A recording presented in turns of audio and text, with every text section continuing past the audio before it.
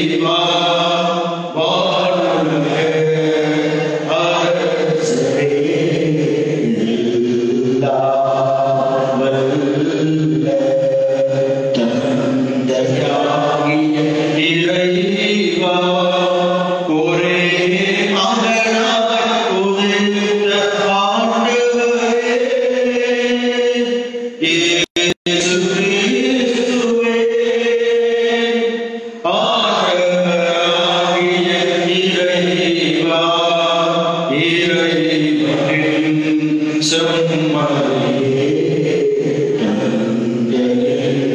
திருமகளே உலகின் பாவங்கள் போக்குபவரே எங்கள் மேல் இரக்கமாயிரும்.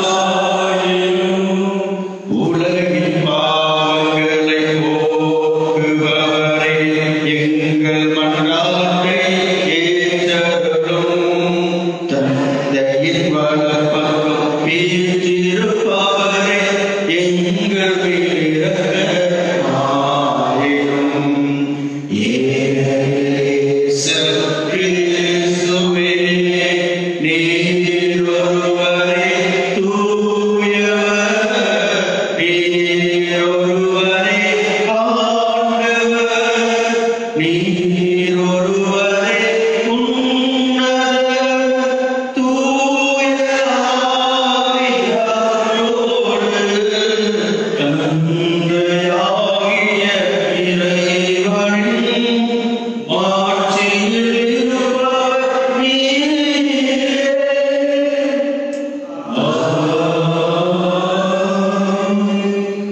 மன்றாடுவோமாக. என்றென்றுள்ள எல்லாம் வல்ல இறைவா, யோர்தான் ஆற்றின் திருமுழுக்கு பெற்ற கிறிஸ்துவின் மீது தூய ஆவியானவர் இறங்கி வர அவரை உமது அன்பார்ந்த மைந்தர் என சிறந்த முறையில் அறிக்கையிட்டீரே. தண்ணீராலும் தூய ஆவியாலும் புது பிறப்பு அடைந்துள்ள மக்களை உமக்கு சொந்தமாக்கிக் கொண்ட நீர் அவர்கள் உமக்கு ஏற்புடையவர்களாக என்றென்றும் நிலைக்க அருள்வீராக.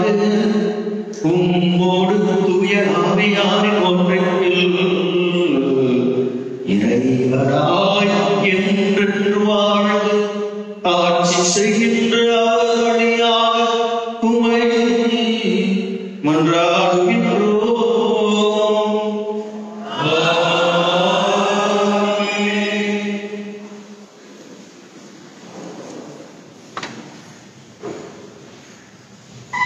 முதல் வாசகம்.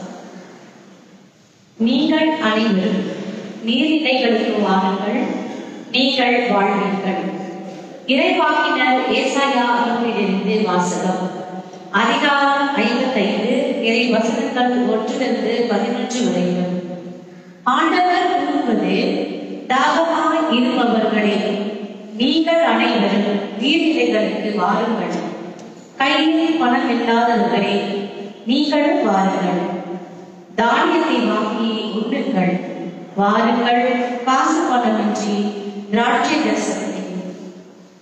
திராட்சை ரசம் பாலும் வாங்குங்கள். உணவாக இல்லாத ஒன்றிற்காக நீங்கள் ஏன் பணத்தை செலவிடுகிறீர்கள்? நிறைவு தராத ஒன்றிற்காக ஏன் உங்கள் உழைப்பை வீணாக்குகின்றீர்கள்? எனக்கு கவனமாய் செவி கொடுங்கள். நல்லுணவை உண்ணுங்கள். கொழுந்ததை உண்டு மகிழுங்கள். எனக்கு செவி கொடுங்கள். என்னிடம் வாருங்கள், கேளுங்கள், அப்பொழுது நீங்கள் வாழ்வடைவீர்கள். நான் உங்களிடம் ஒரு என்றுமுள்ள உடன்படிக்கையை செய்து கொள்வேன். தாவீதுக்கு நான் காட்டிய மாறாத பேரன்பை உங்களுக்கும் காட்டுவேன். நான் அவனை மக்களிடங்களுக்கு சாட்சியாகவும் வேற்றினங்களுக்கு தலைவராகவும் தளபதியாகவும் ஏற்படுத்தினேன். இதோ நீ அறியாத பிற இன மக்களை அழைப்பார். உன் கடவுளாகிய ஆண்டவரை இஸ்ரவேலின் தூயவரை முன்னிட்டு உன்னை அறியாத பிற இனத்தார் உன்னிடம் ஓடி வருவர். ஏனெனில் அவர் உன்னை மேன்மைப்படுத்தியுள்ளார். ஆண்டவரை காண்பதற்கு வாய்ப்புள்ள போதே அவரை தேடுங்கள். அவர் அண்மையிலே இருக்கும் போதே அவரை நோக்கி மன்றாடுங்கள். கொடியவர் தம் வழிமுறையை, தீயவர் தம் எண்ணங்களையும் விட்டுவிடுவார்களாக. அவர்கள் ஆண்டவரிடம் திரும்பி வரட்டும். அவர் அவர்களுக்கு இரக்கம் காட்டுவார். அவர்கள் தம் கடவுளிடம் வரட்டும். ஏனெனில் மன்னிப்பதில் அவர் தாராளமானவர். என் எண்ணங்கள் உங்கள் எண்ணங்கள் அல்ல, உங்கள் வழிமுறைகள் என் வழிமுறைகள் அல்ல என்கின்றார் ஆண்டவர். மண்ணுலகில் இருந்து விண்ணுலகம் மிக உயர்ந்திருப்பது போல உங்கள் வழிமுறைகளை விட என் வழிமுறைகளும் உங்கள் எண்ணங்களை விட என் எண்ணங்களும் மிக உயர்ந்திருக்கின்றன. மழையும் பனியும் வானத்திலிருந்து இறங்கி வருகின்றன. அவை நிலத்தை நனைத்து முளை அறுத்தி வளர செய்து விதைப்பவனுக்கு விதையும் உண்பவனுக்கு உணவையும் கொடுக்காமல் அங்கு திரும்பி சென்றதில்லை. அவ்வாறே என் வாயிலிருந்து புறப்பட்டு செல்லும் வாக்கும் இருக்கும்.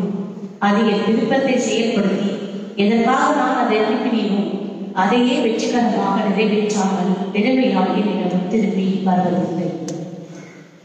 ஆண்டவர் வழங்கும் அருள்வாக்கு. பதிலுரை பாடலின் பல்லவி. மீன்பருடன் ஊற்றிலிருந்து அகமகளோடு தண்ணீர் உணர்ந்து கொள்வேன்.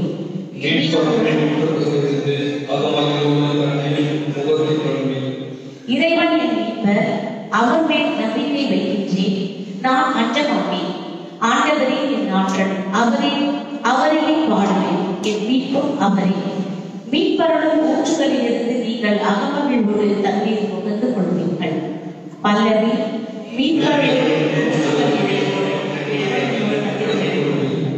அந்நாளில் நீங்கள் சொல்வதாவது, ஆண்டவருக்கு நன்றி செலுத்துங்கள், அவர் திருப்பெயரை போற்றுங்கள், மக்களிடங்களிலே அவர் செயல்களை அறிவியுங்கள், அவர் திருப்பெயர் உயர பறைசாற்றுங்கள். பல்லவி.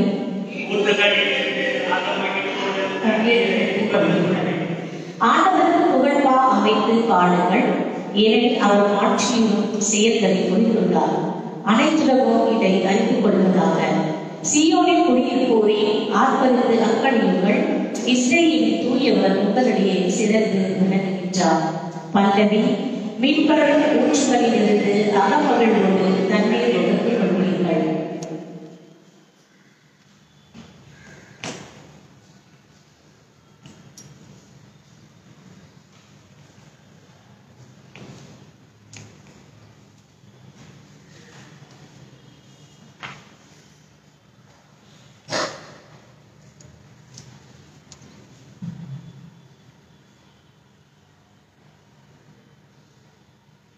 இயேசு இறைமகன் என்று தூய ஆவியும் நீரும் சான்று பகர்கின்றனர்.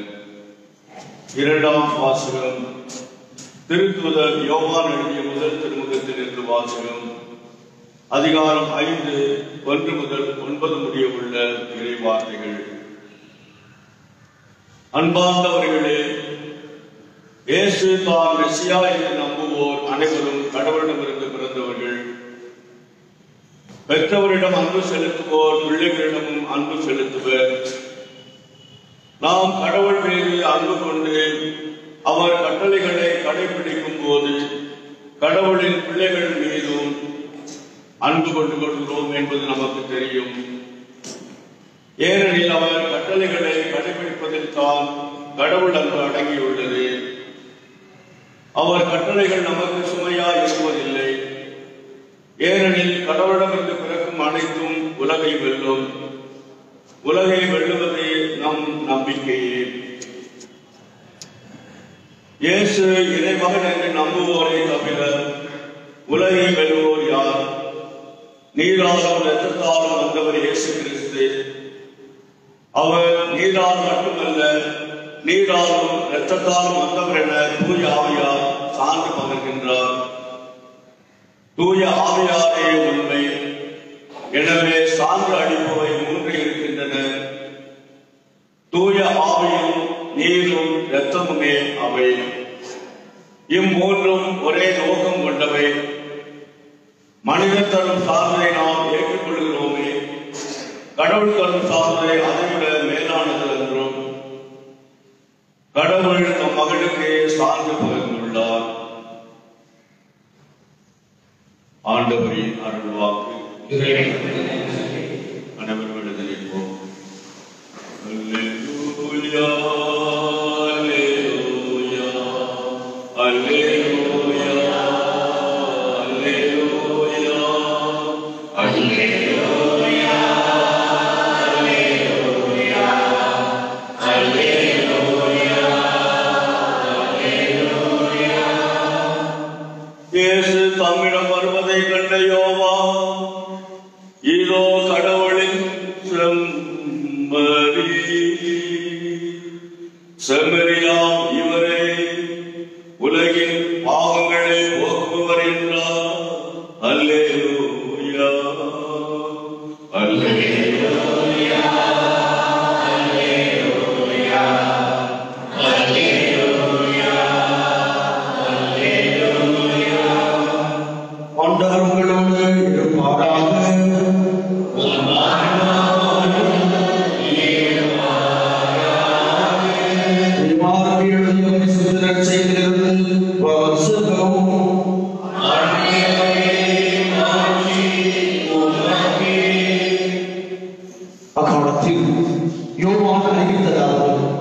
என்னை விட வலிமைமிக்க ஒருவர் எனக்கு பின் வருகிறார். குனிந்து அவருடைய விதியை மாறி அவிழ்க்க கூட எனக்கு தகுதியில்லை. நான் உங்களுக்கு தண்ணீரால் திருமுழுக்கு கொடுத்தேன். அவரோடு உங்களுக்கு தூய ஆவியார் திருமுழுக்கு கொடுப்பார் என பறைசாற்றினார். அக்காலத்தில் இயேசு கலிலேயாவிலுள்ள நாசரேத்திலிருந்து வந்து யோர்தான் ஆற்றில் யோவானிடம் திருமுழுக்கு பெற்றார். அவர் ஆற்றிலிருந்து கரையேறிய உடனே வானம் பிளவுபடுவதையும் தூய ஆவி புறாவை போல் தம்மீது இறங்கி வருவதையும் கண்டார். அப்பொழுது அன்பார்ந்த மகன் நீயே, உன் பொருட்டு நான் பூரிப்படைகிறேன் என்று வானத்திலிருந்து ஒரு குரல் ஒலித்தது. ஆண்டவரின் அருள்வாக்கு.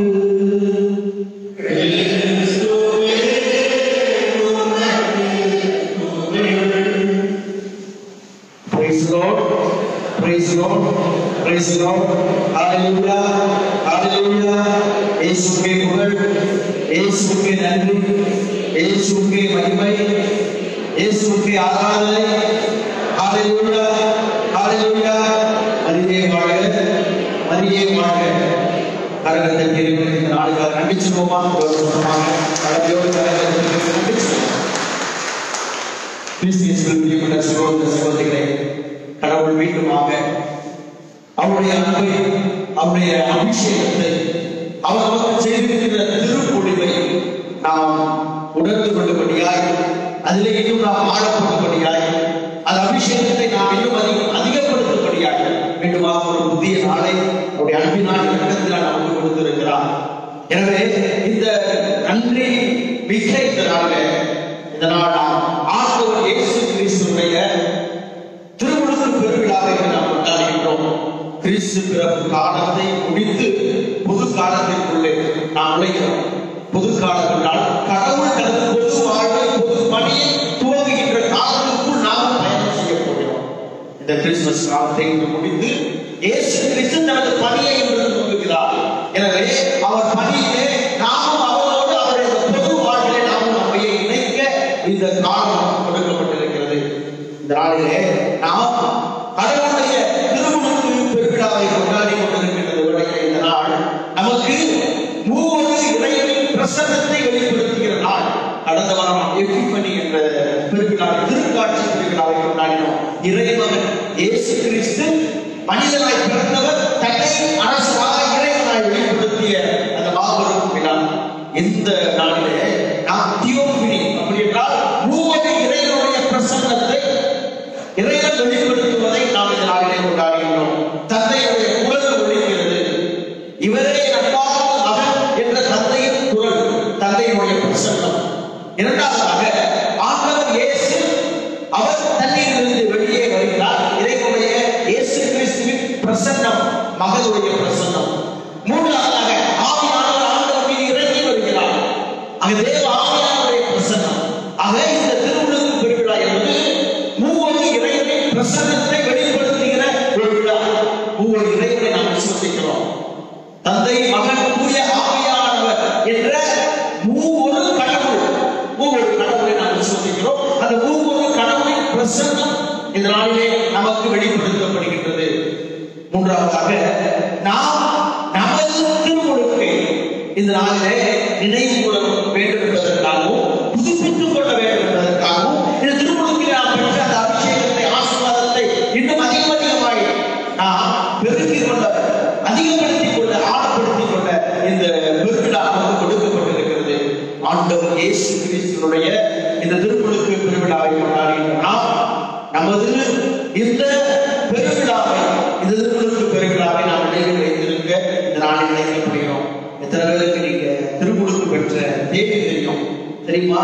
என்னைக்கு நீங்க ஞானஸ்நானம் வாங்கினீங்கன்னு கல்யாண தேதியை தெரிகிற மாதிரி அப்படிங்கிறீங்களா? சிரிக்கிறீங்க. உங்களுடைய திருமுழுக்கு தேதி தெரியுமா? திருமுழுக்கு தேதி பரலோகத்துக்கு போற முதல் படியை யாருக்கு? திருமுழுக்கு தேதி யாருக்கு தெரியல. நாம் திருமுழுக்கு பெற்ற நாள் தான் நமது வாழ்வின் தொடக்கம். நீங்க எப்பதான் கடந்திருக்கலாம்.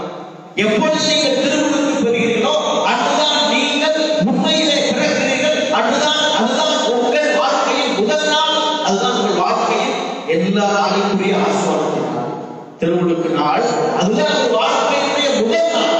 தெரியுமா? அன்றுதான் நாம் கடவுளின் பிள்ளைகள் என்ற அந்த உரிமையை, அந்த வல்லமையை நாம் பெற்றுக் கொள்கிறோம். நாம் நம்மிலே இருக்கின்ற அந்த பாவ வாழ்வு அழிக்கப்பட்டு விண்ணகத்திற்குரிய ஆசீர்வாதத்தை பெற்றுக் கொள்கிறோம். விண்ணகத்திலே நமக்காக வைத்திருக்கிற உரிமை பேர் அழியா வாழ்வு, மகிமை, மாட்சியை நாம் பெற்றுக் கொள்கிறோம். 1 பேதுரு 2:9 நாம் வாசிக்கிறோம். விண்ணகத்திலே நமக்கு அழியா உரிமை பேர் வைக்கப்பட்டிருக்கிறது. அதை அந்த திருக்குறளிலே பெற்றுக் கொள்கிறோம். பாவம் அழிக்கப்படுகிறது, ஜென்ம பாவம் அழிக்கப்படுகிறது, கடவுளுடைய பிள்ளைகளாய் நாம் மாறுகிறோம். இது திருமுழுக்கு நாளிலிருந்து இறைவன் ஒவ்வொருவருக்கும் நாம் பிறப்பதற்கு முன்பே, தாயின் கருவில் உருவாவதற்கு முன்பே, உலகம் தோன்றுவதற்கு முன்பே நாம் முன்குறித்து வைக்கப்பட்டதால் அந்த நாள் நம்ம தெரியாம இருக்கவே. தயவு செய்து இன்னைக்கு வீட்டுல போயிட்டு பூசை முடிஞ்சாலும் உங்களுக்கு எல்லாத்துக்கும் கோபம் இருக்கலாம், எல்லாத்துக்கும் கோபம் இருக்கலாம். இன்னைக்கு போய் உங்களுடைய அந்த திருமுழுக்கு தேதியை இன்னைக்கு நீங்க என்ன பண்ணீங்க, ஞாபகப்படுத்தி உங்க வீட்டுல எழுதிங்க. உங்க பிள்ளைங்க எல்லாத்தையும் திருமுழுக்கு பிறந்த நாள் கொண்டாடாதீங்க, திருமுழுக்கு நாளை கொண்டாடுங்க. எல்லாருடைய திருமுழுக்கு நாளை எழுதிங்க. அப்பா அம்மா பிள்ளைங்க என்னுடைய திருமுழுக்கு நாள், உறுதி பூசுத நாள், திவ்ய நற்கட்டை வாங்கியதால். நான் 2/7/1978 ஆண்டிலே நான் திருமுழுக்கு பெற்றேன். 1/1/1988 நான் புதுநன்மை உறுதி பூசுதல் பெற்றேன். அதுதான் என்னுடைய திருமுழுக்கு நாள், உறுதி பூசுதல் நற்கருணை நாள். ஆக இந்த திருமுழுக்கு நாளிலே கடவுள் நமக்கு ஒரு மிகப்பெரிய ஆசீர்வாதத்தை கொடுக்கிறார். 1 யோவான் 2:20 வாசிக்கிறோம். தூயவரால் நீங்கள் அருள் பொழிவு திருமுழுக்கு பெற்றிருக்கிறீர்கள். நமக்கு திருப்பொழிவு கொடுப்பவர், திருமுழுக்கு கொடுப்பவர் தூயவர், தேவன், ஆவியானவர், பரிசுத்த அந்த தந்தை நமக்கு திருமுழுக்கு கொடுக்கிறார். இறைவனால் நீங்கள் திருமுழுக்கு பெற்றிருக்கிறீர்கள். ஆக இந்த திருமுழுக்கு என்பது நம்மை பாவத்திலிருந்து விடுவிக்கிறது. என்றுதான் எபேசியருக்கு திருமணத்திலே நாம் 1-4 வசனத்தை ரொம்ப அழகாக வாசிக்கிறோம். பவுல் சொல்லுவார், நாம் தூயவராகவும் மாசற்றவராகவும் கடவுள் திருமுறையை விளக்கும்படி உலகம் தோன்றுவதற்கு முன்பே அவர் நம்மை கிறிஸ்துவுக்குள் தேர்ந்தெடுத்தார். ஆக நீங்கள் நானும் இந்த உலகம் தோன்றுவதற்கு முன்பே கடவுளால் முன்குறித்து வைக்கப்பட்டு கிறிஸ்துவினால் நாம் தேர்ந்தெடுக்கப்பட்டிருக்கிறோம். அந்த தேர்வு திருமுழுக்கில் தான் உறுதிப்படுத்தப்படுகிறது. தொடர்ந்து சொல்லுவார், அவர் நம்மை கிறிஸ்துவின் மூலம் தமது சொந்த பிள்ளைகளாகிக் கொள்ள அன்பினால் நம்மை முன்குறித்து வைத்தார்.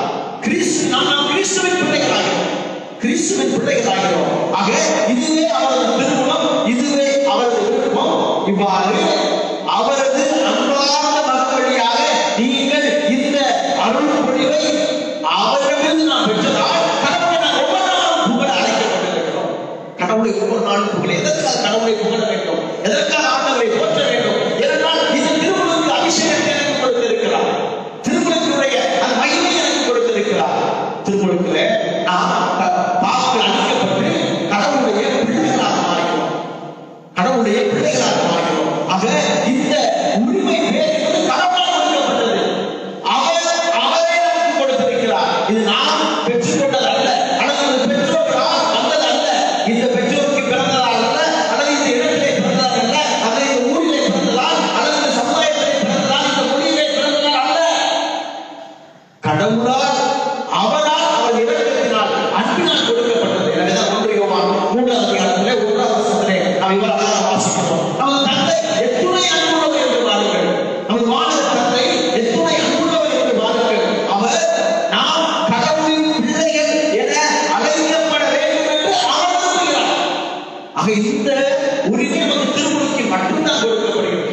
நான் எப்பொழுது கடவுளுடைய பிள்ளையாக மாறுகிறேன் என்றால் திருமுழுக்கின் போது மட்டும்தான். ஆக கடவுளுடைய பிள்ளையாக மாற நீங்கள் ஆசைப்படுகிறீர்களா, அல்லது உங்களுடைய பெற்றோரின் பிள்ளையாக மாற நீங்கள் ஆசைப்படுகிறீர்களா? உங்கள் பெற்றோரின் பிள்ளைகளாக நீங்கள் வாழ ஆசைப்பட்டால் பிறந்த நாளை மட்டும் பிடித்து வைத்திருப்பீர்கள். கடவுளுடைய பிள்ளையாக வாழ ஆசைப்பட்டால் இந்த திருமுழுக்கு தான் எனக்கு மகிமை, இந்த திருமுழுக்கு தான் எனக்கு முக்கியம், இந்த திருமுழுக்கு தான் எனது வாழ்க்கையுடைய மகிமையும் மேட்சிமையும் முதல்தான். அதுதான் நான் பிறக்கிறேன், அதுதான் நான் பிறக்கிறேன், கடவுளில் பிறக்கிறேன், கடவுளால் நான் பிறப்பிக்கப்படுகிறேன். தொடர்ந்து அவர் சொல்லுவார், எனவே நாம் கடவுளின் மக்களாகவே இருக்கும்படியாய் அவர் நம்மை திருமுழுக்கினால் அபிஷேகம் செய்திருக்கிறார். ஆக இந்த திருமுழுக்கு எனக்கு கடவுளுடைய பிள்ளை என்ற உரிமையை கொடுத்திருக்கிறது. கடவுளுடைய மகன் மகள் என்ற இந்த உரிமையை கொடுத்திருக்கிறது. அவர் ராஜா, அவர் மன்னருக்கெல்லாம் மன்னர். ஒரு மன்னருக்கு மகன்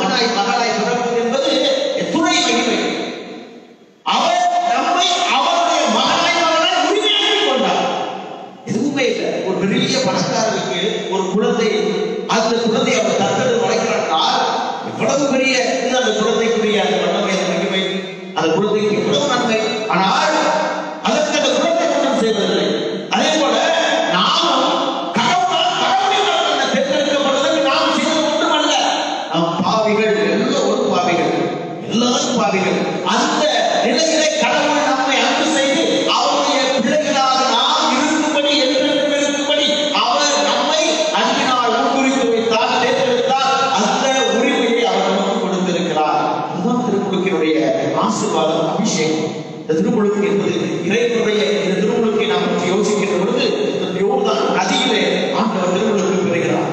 யோர்தான் நதியை குறித்து நாம் திருவள்ளியத்தை வாசித்தோம். பல இடங்களிலே பல குறிப்புகள் உள்ளன.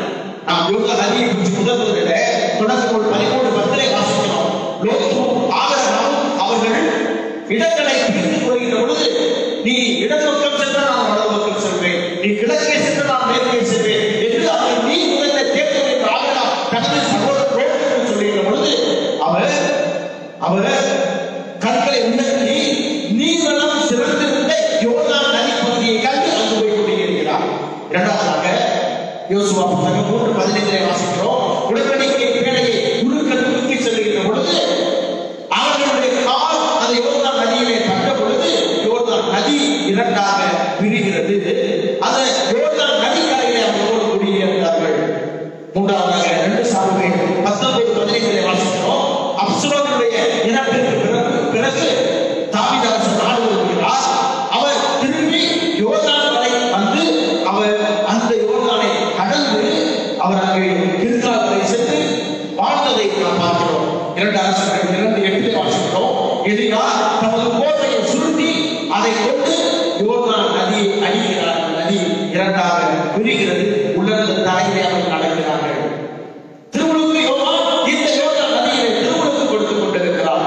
ஆக இந்த திருமுழுக்கு என்பது எதற்கானது? இந்த திருமுழுக்கு என்பது எதற்கானது? திருமுழுக்கு யோவான் கொடுத்தது முழுக்கு ஞானஸ்நானம். முழுக்கு ஞானஸ்நானம். இந்த திருமுழுக்கு என்பது திருமுழுக்கு யோவான் கொடுத்த முழுக்கு ஞானஸ்நானம் என்பது பாவ மன்னிப்பிற்கான மனமாற்றத்திற்கான அது திருமுழுக்கு. மனமாற்றம் baptism of repentance, not baptism of forgiveness. ஆக இந்த திருமுழுக்கு முழுக்கு ஞானஸ்நானம். ரொம்ப பேர் சொல்றாங்க முழுக்கு ஞானஸ்நானம் வாங்கி ரட்சிக்கப்பட்டோம் என்று. முழுக்கு ஞானஸ்நானம் வாங்கினா அவங்களுக்கு பாவ மன்னிப்பு இல்லை, மனமாற்றம். ஆக மனமாற்றத்திற்கான திருமுழுக்கு தான் யோவான் கொடுத்த முழுக்கு ஞானஸ்நானம். அதிலே பாவ மன்னிப்பு இல்லை, அதிலே பாவ மன்னிப்பு இல்லை, அதிலே பரிசுத்தாவின் அபிஷேகம் இல்லை, அதிலே பாவ மன்னிப்பு இல்லை, பரிசுத்தாவின் அபிஷேகம் இல்லை. மனமாற்றம். நான் மனமாறுகிறேன் என்பது அடையாளம் மட்டும்தான், ஒரு அடையாளம். ஆனால் ஆண்டவர் இயேசு கிறிஸ்துவினால் நாம் பெற்றிருக்கிற திருமுழுக்கு, தந்தை மகன் தூய ஆவியினால் பெற்றிருக்கிற திருமுழுக்கு, அது பாவ மன்னிப்பிற்கான தூய ஆவிக்கான கடவுளின் பிள்ளைகளை நாம் உரிமையாக்கிக் கொள்கின்ற அந்த திருமுழுக்கு. ஆக நமது திருமுழுக்கை நாம் கொண்டாட வேண்டும். மற்றவர்களை கூட மெத்த படித்த மேதாவிகள், அதிஞானிகள், இயேசுவை விட பெரிய புத்திசாலிகள் பிரிவினை சபையில் பேசுவதை போல நீங்கள் போய் அது முட்டாள்தனமான அது திருமுழுக்கை நான் கொள்ள வேண்டும் என்று பிடித்தபடியா நிற்காதீர்கள். என்றால் அது மனமாற்றத்திற்கான திருமுழுக்கு. ஆண்டவர் அவர் நமது உரிமையை நமது பாவத்தை ஏற்பதற்காய் அவர் நமது பாவங்களை சுமந்து வந்ததால் அவர் நம்மை நம்மோடு இணைப்பதற்காக தனது மனித அந்த தன்மையை வெளிப்படுத்துவதற்காக அவர் திருமுழுக்கை பெற்றுக் கொண்டார். இயேசுவுக்கு ஏற்படுத்த அவர் என்ன பாவம் செய்தார் என்று நாம் கேட்கலாம். முதல் காரணம், இயேசு கிறிஸ்து மனிதராய் உலகத்திலே பிறந்தார். எதற்காக மனிதராய் பிறந்தார்? நீங்கள் நானும் செய்த பாவத்தை அவர் தன்மையில் சுமந்து கொண்டு நமக்கு மீட்பை கொடுப்பதற்காக, நமது பாவங்களை அவர் கழுவுவதற்காக, நமது பாவங்களை அவர் சுமந்து கொண்டதால், எனவே அவர் திருச்சட்டத்தை கடைபிடித்து திருச்சட்டத்திற்குரிய காரியங்களை அவர் செய்ய வேண்டும் என்பதற்காக ஒரு மனிதனாக சட்டத்தை கொடுத்தவர் சட்டத்திற்கு கீழ்ப்படுகிறார், சட்டத்திற்கு பணிகிறார். அப்பொழுது அது தேவைப்பட்டது என்றால் தன்னை ஒரு முழு மனிதராய் காட்டிக் கொள்வதற்காக. இசையா 53 வாசிக்கிறோம். அவர் நமது தீட்சைகள் அனைத்தையும் ஆண்டவர் அவரே சுமத்தினார். எனவே நமது தீட்சைகள், நமது பாவங்கள் அனைத்தையும் தந்தையாக இயேசுவே சுமத்தினார். நம் பாவங்களுக்கு கல்வாயாக அவரே நமக்காக ஒப்படைத்தார். 2 கொரிந்தியர் 5:21 வாசிக்கிறோம். நாம் கிறிஸ்து வழியாக அவருக்கு ஏற்புடையவர்களாக கடவுள் பாவமே அறியாத தம் மகனின் பாவ நிலையை ஏற்க செய்தார். இயேசு கிறிஸ்துவை என் பாவத்தை அவர் ஏற்க தந்தையிடம் கொண்டாடி ஏற்க செய்தார். இரண்டாவது திருச்சட்டத்தை நிறைவேற்ற மத்திய நற்செய்தியில 3:13 வாசிக்கிறோம். ஆண்டவர் இயேசு யோவான் திருமுழுக்கு பெற அங்கு சென்று கொண்டிருக்கிறார். அப்பொழுது யோவான் சொல்கிறார், நான் உங்களிடம் திருமுழுக்கு பெற நீராய் திருமுழுக்கு பெற வந்திருக்கிறேன் என்று கேட்கின்ற பொழுது ஆண்டவர் சொல்கிறார், இப்பொழுது இதை விட்டுவிடுவோம். ஏனென்றால் கடவுளுக்கு ஏற்புடைய அனைத்தையும் நாம் நிறைவேற்றுவது முறை. கடவுளின் சட்டத்தை நிறைவேற்றுவது முறை. ஏனென்றால் மனிதனாய் பிறந்த அவர் மனிதனை வெளிப்படுத்தினார். எனவே கடவுளின் சட்டத்திற்கு முற்றிலும் கீழ்ப்பட்டவராய், கடவுளின் திருச்சட்டத்தை அனைத்தையும் நிறைவேற்றுகிறவராய் அவர் வெளிப்படுத்தினார். மூன்றாவதாக இயேசுவின் பணிவாழ்வின் தொடக்கமாக இந்த திருமுழுக்கு இருக்கிறது. ஆண்டவர் இயேசு கிறிஸ்து திருமுழுக்கை பெற்று தனது இந்த பணிவாழ்வை அவர் துவங்குகிறார். தூய ஆவியுடைய இந்த அபிஷேகம் திருச்சபையின் தொடக்கமாக இருக்கிறது. நான்காவதாக நமது திருமுழுக்கினுடைய இந்த நாளை நாம் புதுப்பித்துக் கொள்ள முடியாது. திருமுழுக்குடைய வாக்குறுதியை நாம் புதுப்பித்து மீண்டுமாக தவறிய நாம் அதிலிருந்து நாம் தவறி போயிருக்கிறோம், அதிலிருந்து நாம் விலகி போயிருக்கிறோம் திருமுழுக்கு வாக்குறுதிகளை. எனவே அந்த வாக்குறுதிகளை மறந்த வாக்குறுதிகளை தற்காலத்தில் திருமுழுக்கு வாக்குறுதிகள் என்னென்ன புதுப்பிச்சோம் அப்படின்னு தெரியாது. நான் சின்ன பிள்ளைய வாங்க அப்படிங்களா, உங்க குழந்தை வாங்கும்போது நீங்க இருந்திருப்பீங்கல்ல, அப்படித்தானே? இல்ல மறந்துட்டீங்க, அப்படித்தானே? ஆக இப்படிதான் இந்த திருமுழுக்கு வாக்குறுதியை நாம் புதுப்பிக்க இருக்கிறோம். ஆக பாவத்தை பாவத்திற்கு காரணமான சாத்தானை விட்டுவிடலாம் என்று நான் சொல்லி விட்டுவிடுகிறோம் அப்படின்னு சொன்னீங்க. ஆக அந்த பாவத்திற்கு காரணமான சாத்தானுக்கு அவரை சேர்ந்த எல்லாவற்றையும் நல்ல நேரம் பார்க்கிறது, கெட்ட நேரம் பார்க்கிறது, சொல்லி சொல்லி பார்க்கிறது, குறி பார்க்கிறது, குறி கேட்கிறது, இவைகள் தான் அது நடக்கிறது. திருமணத்துக்கு நல்ல நேரம் பார்த்து வைக்கிறது, நல்ல நேரம் பார்த்து வைக்கிறது. ஒரு முறை நான் திருமணத்திற்கு என்னை அழைத்திருந்தார்கள். திருப்பதி நிறைவேற்ற 2 மணி திருமணம், 2:45 வந்தாங்க. என்னன்னு கேட்டாலும் திருப்பி தான் தெரியுது. 3 மணிக்கு தான் நல்ல நேரத்தை ஆரம்பிக்கணும். ஒரு சாமியார் போட்டு நான் சொல்றேன், இப்படி ஒரு நல்ல நேரத்தை பார்த்து கடவுளுடைய இந்த நேரத்தை நான் விட்டு இப்படி நல்ல நேரத்தை பார்த்தா நல்லா இருக்குமா? என்னுடைய தங்கைக்கு திருமணத்தை நான் செய்யும் பொழுது நான் வேண்டுமென்றே ராவுகாலம் வேண்டுமென்றே 3 குழந்தைகள், நல்ல ஆசீர்வாதமான வாழ்க்கை, நல்ல ஆசீர்வாதமான வாழ்க்கை. வேண்டுமென்றே அன்னைக்கு அது திருமண நாட்களை 1. 2வது வேண்டுமென்று நான் எந்த காலத்துல வச்சேன், ராவு காலத்துல வச்சேன். என்னுடைய முதல் தங்கைக்கு வேண்டுமென்றே நான் அப்படித்தான் வைப்பேன். எல்லாம் என்ன சொன்னாங்க, நிச்சயமா அப்படித்தான் வைப்பேன். எனக்கு 3 குழந்தைகள், 3 ஆண் குழந்தைகள். என் தங்கைக்கு 3 ஆண் குழந்தைகள், 3 ஆண் குழந்தைகள். அழகான வாழ்க்கை, நிம்மதியான மகிழ்ச்சியா நிறைவான வாழ்க்கை. நிச்சயமா இப்போது அப்படிதான் நல்ல நேரம் பார்க்கறது, கெட்ட நேரம் பார்க்கறது, ராவா பார்க்கறது, குறி பார்க்கறது, எல்லாவற்றையும் கிறிஸ்துவனுடைய திருமுழுக்கு எதிரானது. அது தூய ஆவிக்கு எதிரான பாவம். எனவே இந்த நாளிலே திருமுழுக்கு வாக்குறுதி நாங்கள் புதுப்பிக்க இருக்கிறோம். இறைவனுடைய இந்த அன்பிலிருந்து நாம் தவறி இருக்கிறோம். இந்த நாளிலே இறைவன் மீண்டுமாக நம்மை அழைக்கிறார். அவருடைய அந்த வாக்குறுதிகளை புதுப்பித்துக் கொண்டு நாம் இந்த நாளிலே ஒரு மிகப்பெரிய அபிஷேகத்தையும் ஆசீர்வாதத்தை பெற்றுச் செல்வோம். திருமுழுக்கு நாளை நாம் நினைவு வைத்து நாம் கொண்டாடுவோம். கிறிஸ்துவாக நம்ம மாற்று வழியை நாம் உலகத்திற்கு கற்பிப்போம். திருமுழுக்கு நாளை நாம் கொண்டாடி பார்ப்போம். பிறந்த நாள் என்பதை நாம் திருமுழுக்கு நாளை நாம் பிறந்த நாளாக கொண்டாடி பார்க்கின்ற பொழுது அது ஒரு பெரிய செய்தியாக, ஒரு பெரிய ஒரு அதிசயமாக நற்செய்தியாக இந்த உலகத்திற்கு இருக்கும். எனவே இந்த அபிஷேகத்தை பிற தொடர்ந்து திருப்பணியை கொண்டாடுவோம். ஒரு விடுதலைப்போம். வேலையில நாம் ஒரு கற்றுக்கொள்வோம். நாம் திருமுழுக்கு பெற்ற அந்த நிமிடத்தை தந்தை தூய ஆவியை நாம் திருமுழுக்கு பெற்றோம். கடவுளின் பிள்ளைகளாகின்ற அந்த உரிமையை பெற்றோம். பாவத்திலிருந்து கழுவப்பட்டோம். திருச்சபையின் உறுப்பினராகிறோம். திருச்சபை உறுப்பினர் என்றால் இந்த திருச்சபை மட்டுமல்ல, கடவுளுடைய உடலோடு நாம் உறுப்பினராகி இருக்கிறோம். கடவுளின் உடலோடு நாம் இணைக்கப்பட்ட எல்லாம் திருச்சபை. திருச்சபை என்பது இயேசு கிறிஸ்து. அவரோடு நாம் இணைக்கப்பட்டு கடவுளின் உடலோடு நாம் இணைக்கப்பட்டிருக்கிறோம். எனவே அந்த உறுப்பினருடைய அந்த பணமையை நான் பெற்றுக்கொள்ள முடியாது. இந்த வேலையை நாம் திருமுழுக்கு பெற்ற அந்த நாளை நினைத்து பார்த்து, அந்த வாக்குறுதியை நாம் நினைத்து பார்த்து இந்த வேலையில நமது திருமுழுக்கு வாக்குறுதியை கொண்டு நாம் புதுப்பித்துக் கொள்வோம். நான் சொல்ல நீங்கள் அந்த பதிலை நீங்கள் சத்தமாக உணர்ந்து கடமையோடு சொல்ல முடியாது நினைக்கிறேன்.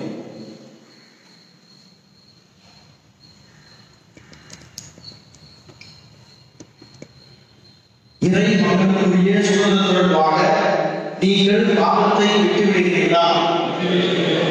விட்டுவிடுகிறேன் என்று பொறுமையை சொல்லுங்கள். வேண்டுமாக இறை மக்களுடைய சுதந்திரமாக நீங்கள் பாவத்தை விட்டுவிடுகிறீர்களா?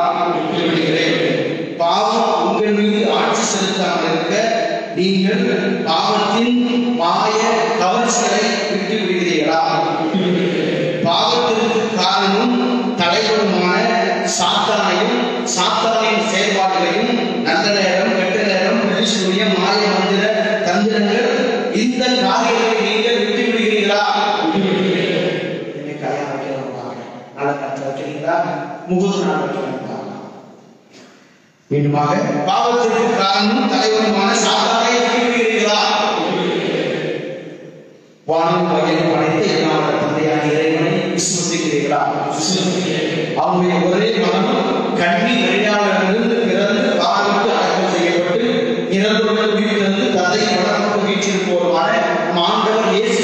விசுவசிக்கிறீர்களா? பரிசுத்த ஆவியையும் பரிசுத்த கத்தோலிக்க திருச்சபையையும் புனிதர்களின் சமூக உறவையும் பாவ மன்னிப்பையும் உடலின் உயிர்ப்பையும் நித்திய வாழ்வையும் விசுவசிக்கிறீர்களா? இதுவே நமது விசுவாசம், இதுவே திருச்சபையின் விசுவாசம். இதை நம் ஆண்டவர் இயேசு கிறிஸ்துவில் அறிக்கையிடுவதிலே பெருமை கொள்கின்றோம். ஆமென். சத்தமாக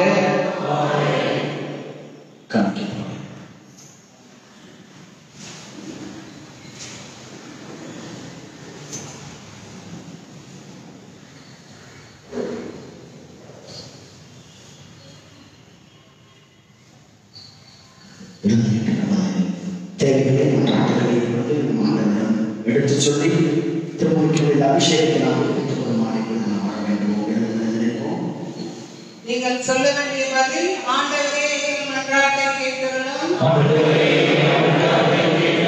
திருவாவை வழிநடத்தும் திருத்தந்தை பிரான்சிஸ் எனது பேராயே எளிய ஆயர்கள் துறவரத்தார் அனைவரும் கிறிஸ்துவை போல் உமது திருவுள்ளத்திற்கு கீழ்ப்படிந்து அதன்படி தம்மிடம் ஒப்படைக்கப்பட்ட மக்களை வழி நடத்தி செல்ல இறைவா உம்மை மன்றாடுகிறோம். பேரெடுத்துக் கொண்டு இறைவா எங்கள் நாட்டிலே ஆளும் தலைவர்களுக்காக உம்மை மன்றாடுகிறோம். மக்களின் மீட்புக்காக தன்னுயிரை ஈந்த உம் மகனை போல் இவர்களும் பொதுநலம் பிறநலம் கொண்டு அர்ப்பணிப்போம் வாழ்வாழ இறைவா உம்மை மன்றாடுகிறோம். உமது சாய்வாலே படைக்கப்பட்டுள்ள எங்களை சுற்றியுள்ளவர்களை அன்பு செய்யவும், சிறப்பாக ஏழைகள், அனாதைகள், கைப்பெண்கள், நோயுற்றோர் ஆகியோருக்கு எங்களால் முடிந்த உதவிகளை செய்திடவும் நலமடைந்து தர வேண்டும் என்று இறைவா உம்மை மன்றாடுகிறோம். ஒரே சமூகமாக கூடி வந்துள்ள இந்த கிறிஸ்துவை மதத்துக்காக உம்மை மன்றாடுகிறோம். எங்களை சுற்றியுள்ள மக்களுக்கு உமது பிள்ளைகளாக தூய ஆவியின் ஆலயமாக எங்களது எடுத்துக்காட்டான வாழ்வில் கிறிஸ்துவின் உயிருள்ள சாட்சிகளாக இருந்த இறைவா உம்மை மன்றாடுகிறோம். நம் ஒவ்வொருடைய தனிப்பட்ட தேவைகளுக்காக மௌனமாக மன்றாடுவோம்.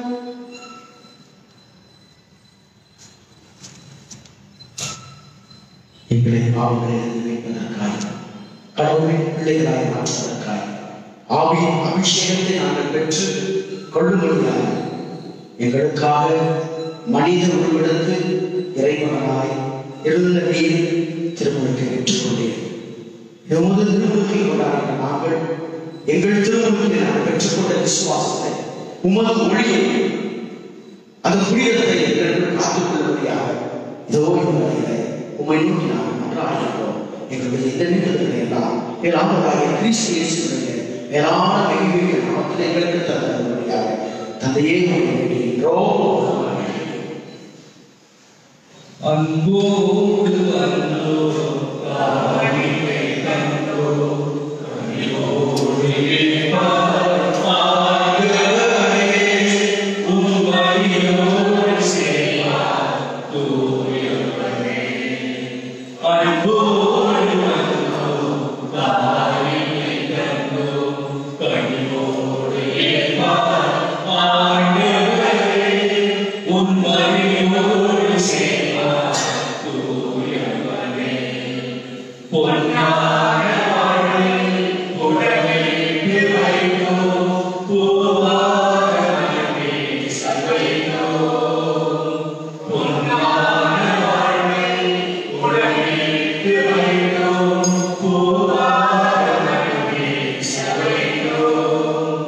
புனிதான வாழ்வை எதிரான நாள் புனிதான வாழ்வை எதிரான நாள் பொன்வாக செய்வார் ஆண்டவரே உம் அருளோடு அழைப்பார். சகோதர சகோதரிகளுடைய புரிந்தபடி எல்லா மனிதர்களும் ஏற்றுக்காமல் மன்றாடுங்கள்.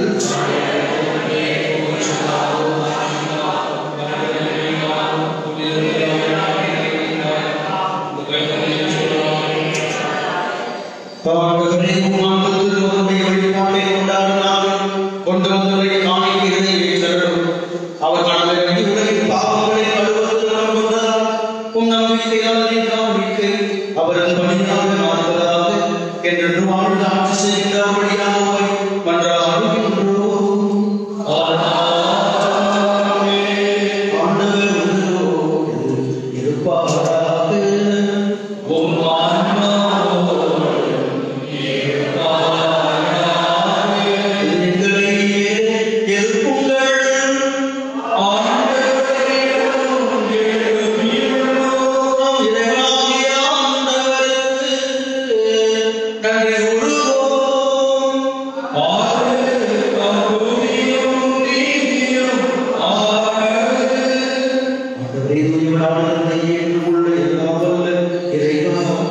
என்னால் இவ்விடத்தில் நாங்கள் நமக்கு நன்றி செலுத்துவது மெய்யாகவே தகுதியும் நீதியுமாகும். எங்கள் கடமை மீட்புக்குரிய செயலுமாகும். வியத்தகு மழை நிகழ்வுகளால் யோர்தான் ஆற்று புதிய உணர்வினை நீர்குடித்து காட்டினேன். ஆனால் விண்ணிலிருந்து அவர்கள் வழியாக உங்களுடைய வார்த்தை மனிதர்களிடையே கூடிக்கொண்டிருப்பதை நாங்கள் நம்பச் செய்தீர். மேலும் தூய ஆவியார் புறாவழியில் இறங்கிய வழியாக ஊழியர் கிறிஸ்துவை மகிழ்ச்சியின் எண்ணெயால் பூசி அவரை எங்களுக்கு நற்செய்தி பறைசாற்ற அனுப்பினதை அறிய செய்தீர். ஆகவே நாங்கள் சேர்ந்து இம்மன்றையிலேயால் உமது ஆட்சியை புகழ்ந்து வாடி முடிவின்றி ஆர்ப்பரித்து சொல்வதாவது வான்படைகளின் கடவுளான ஆண்டவர் உமது ஆட்சியாக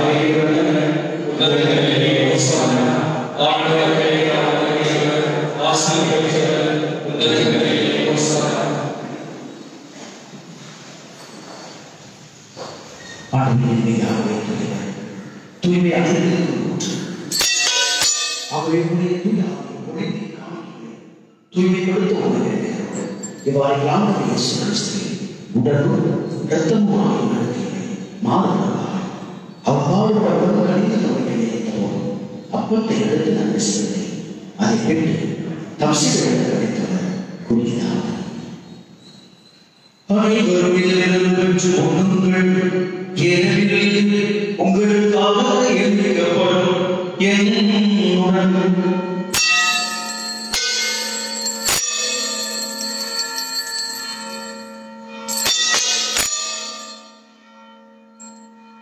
அவருடைய எண்ணத்தை விடுத்து விட்டு தம்சிகளிடம் கிடைத்தவர் குடித்தார்.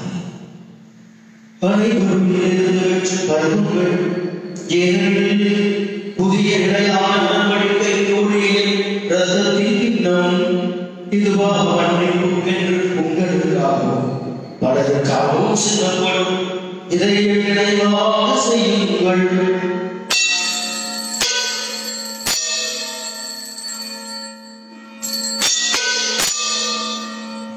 நம்பிக்கையின் மழை பொருள்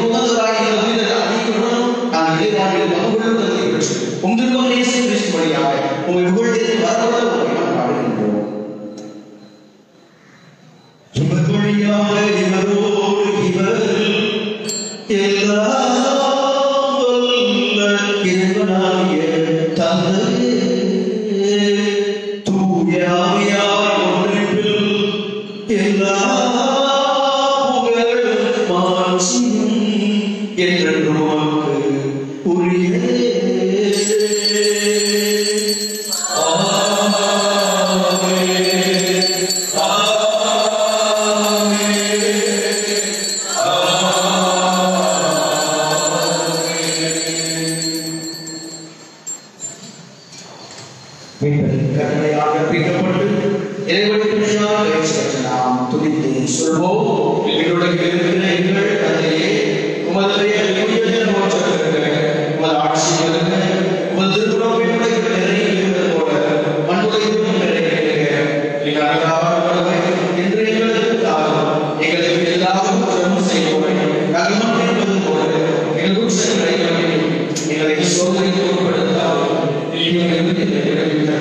ஆண்டவரே தீமைகள் அனைத்திலிருந்து எங்களை விடுவித்து எங்கள் வாழ்நாளில் அமைதியை கனிந்த நல்ல உண்மை கொண்டாடுகிறோம்.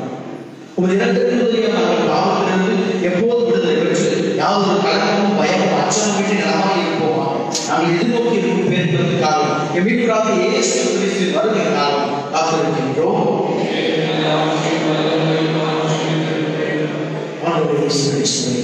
அமைதியை உங்களுக்கு விட்டு செல்கிறேன், என் அமைதியை உங்களுக்கு அளிக்கிறேன் என்று உம் திருத்துதர்களுக்கு முடிந்தேன்.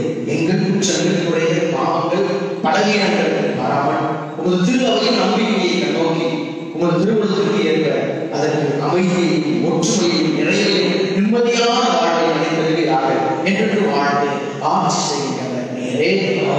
ஆண்டவருடைய அமைதி உங்களோடு என்றும் இருப்பதாக.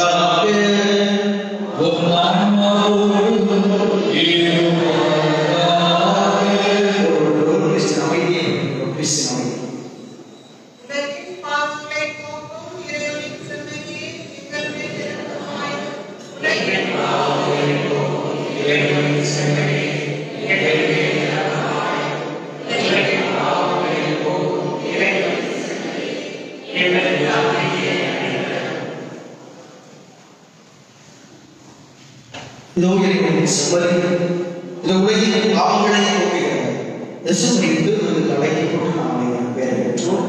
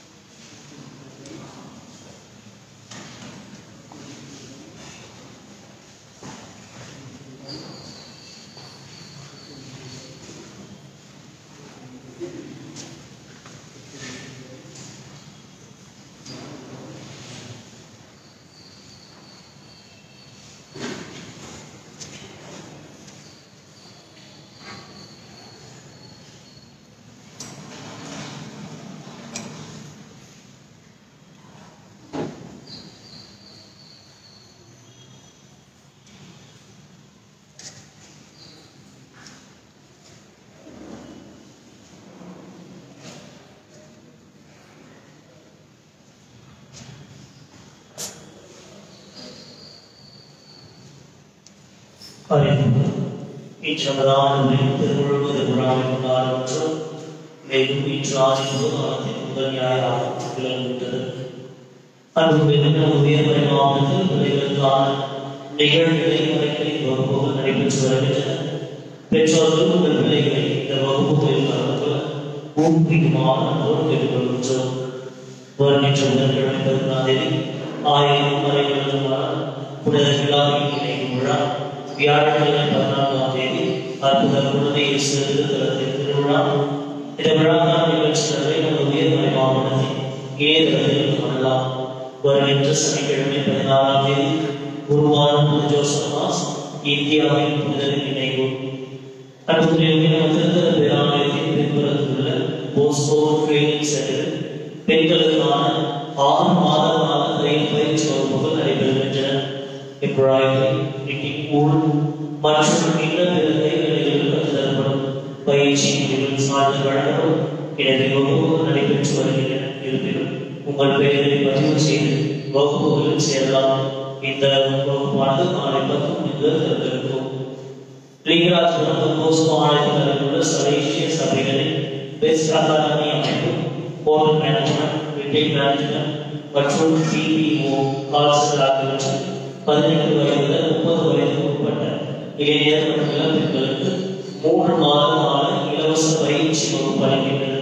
பயிற்சி என்பது அவர்களை வேலைக்கான வாய்ப்பை ஏற்படுத்தி தருகின்றனர். மாணவர் சேர்க்கை நிறுவன நிலை இம்மாதம் 18ஆம் தேதி முதல் வகுப்புகள் ஆரம்பமாகின்றன. இந்த பயிற்சி வகுப்பில் சேர ஆர்வம் உள்ளவர்கள் உடனடியாக தொன்போஸ்கோ ஆலயத்தில் அலுவலகத்தை அணுகுமாறு கேட்டுக்கொள்கின்றோம். கல்வியர்களே, மக்கள் அதிகமாக கூட தடையின் அமலில் உள்ளதாலும் கொரோனா தொற்றி வேகம் அதிகமாக உள்ளதாலும் கடந்த 2020 ஆண்டுக்கான மறைபரப்பு ஞாயிறு பணி சிறப்பு காணிக்கை பிப்ரவரி 7ஆம் தேதி ஞாயிறன்று எடுக்கப்படும். வழக்கமாக இதற்காக உதவுகின்றவர்கள் அந்த பணத்தை திருப்பலியில் காணிக்கையாகவோ அல்லது பேராளர்களுக்கு கொடுத்து அதற்குரிய ரசீதை பெற்றுக் கொள்ளலாம். நமது பேராளர் 2021 நமது பேராலயங்களில் மாநிலங்களாக விற்கப்படுகின்றன. அதை வாங்கி பயன்படுத்துமாறு கேட்டுக்கொள்கின்றோம். இந்த பேராலயத்திற்கு வரும்பொழுது நம்மை சிறுகாலத்தில் ஜெபிக்கும் பொழுது உங்கள் உடைமைகளையும் உங்கள் உறுப்புகளையும் பதமாக பாதுகாத்துக் கொள்ளுங்கள். அனைவரும் இறுதி ஆசிரியருக்கு எழுந்திருப்போம்.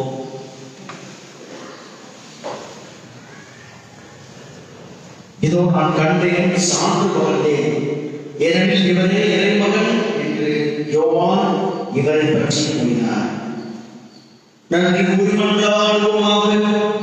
ஆண்டவரின் புனித கொடைகளால் நிறைவேற்ற நாங்கள் உமது கையில் பணிபுர வேண்டுகின்றோம்.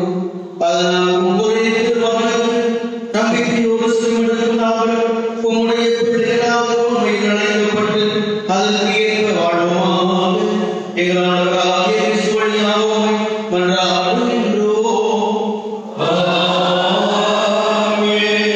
ஆண்டவர் உங்களோடு இருப்பாராக.